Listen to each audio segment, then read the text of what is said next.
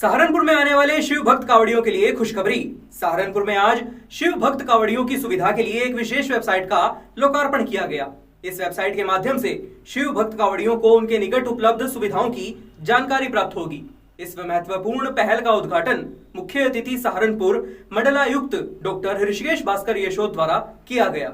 इस वेबसाइट के माध्यम से शिव भक्तगण अपने निकट के शौचालय, चिकित्सा शिविर, पानी या पेट्रोल स्टेशन, ढाबा या फिर रेस्टोरेंट, थाना चौकी, रूट डायवर्जन और कांवड़ शिविर की जानकारी आसानी से प्राप्त कर सकेंगे।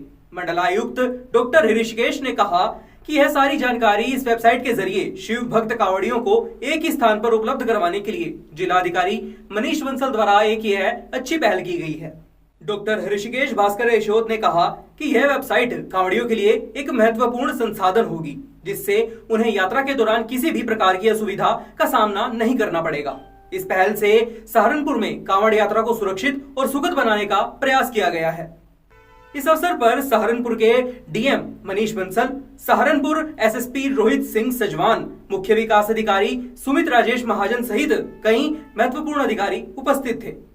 सहारनपुर डीएम मनीष बंसल ने भी इस पहल की सराहना करते हुए कहा कि यह वेबसाइट कांवड़ियों को आवश्यक जानकारी प्रदान करेगी, जिससे उनकी यात्रा सरल और सुरक्षित होगी।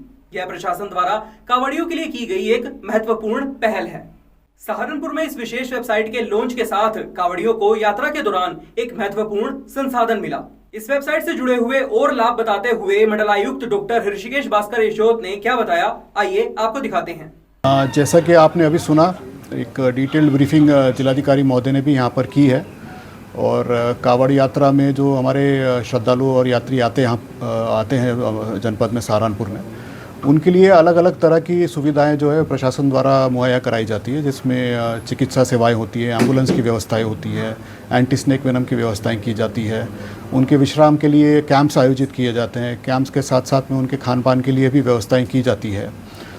टॉयलेट्स की वहाँ पर उपलब्धता होती है और इसके अलावा अन्य भी मतलब जो है कंट्रोल रूम के माध्यम से खोया पाया केंद्र या फिर अन्य प्रकार की कोई अगर समस्या होती है तो उसके निराकरण के लिए भी व्यवस्थाएं की जाती है। तो इन सारी सुविधाओं को देखते हुए, क्योंकि इसमें कई सारे विभाग इसमें कार्य कर रहे होते हैं और उन कई सारे विभागों की योजना या फिर कई सारे विभागों की सुविधाएं जो है यात्रा के लिए उपलब्ध होती हैं, परंतु कहीं ना कहीं इन सारी सुविधाओं की सूचना एक जगह पर श्रद्धालुओं को उपलब्ध होना भी बहुत महत्वपूर्ण होता है। और इसकी कमी को देखते हुए जिलाधिकारी सहारनपुर द्वारा इसमें ये एक अच्छी पहल करके एक ये वेबसाइट और एक ऐप इसमें डेवलप किया गया है, जिसको स्कैन करने पर जो यात्री है हमारे, उनको निकटस्थ उपलब्ध सेवाओं के बारे में सूचना मिल पाएगी। मुझे लगता है ये कि बहुत अच्छा कदम उठाया गया है और यात्रियों को इससे बहुत सुविधा होगी। उनको अगर किसी चीज़ की आवश्यकता पड़ती है तो जल्द से जल्द उस सुविधा को प्राप्त करने के लिए ये ऐप और ये वेबसाइट जो है कारीगर साबित होगी। बहुत बहुत धन्यवाद। सर, उन लोगों तक पहुंचाने के लिए क्या इसको स्कैन करने के लिए पंपलेट्स या कुछ इस तरीके? निश्चित रूप से आप सबके साथ में जो ये संवाद किया जा रहा है, जिलाधिकारी और कप्तान साहब यहाँ पर दोनों उपस्थित हैं, ये उसी का एक भाग है कि आपके माध्यम से भी इस सूचना को यात्रियों तक अलग अलग माध्यमों के माध्यम से उन तक पहुँचे और साथ में जो ये QR कोड है, ये पैम्फलेट या फिर जो सूचना फलक होते हैं जगह जगह पर लगाए जाते हैं, हमारे कैंप्स भी होते हैं, वहाँ पर भी इसकी सूचना उपलब्ध कराई जाएगी। तो कांवड़ियों के लिए भी कोई गाइडलाइन जारी की गई है? क्योंकि अक्सर देखा जाता है डीजे को लेकर के और जो ज़्यादा हथियार लेकर के चलते, तलवार हुआ, त्रिशूल हुआ।